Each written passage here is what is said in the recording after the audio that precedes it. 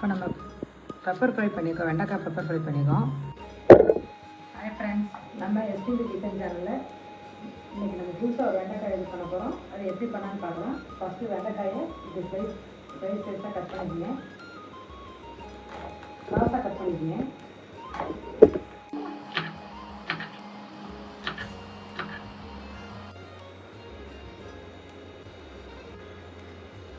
இப்போ ஆயில் காஞ்சிச்சு. நம்ம வெண்டைக்காயை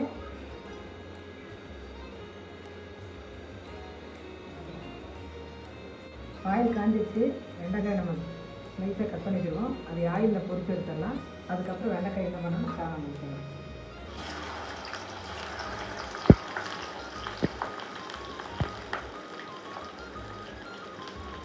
வெண்டைக்காய் லைட்டாக வெடிக்கும் எடுத்து தண்ணி ஊற்றணும். இது நல்லா கலர் மாறும் வெண்டைக்காய்.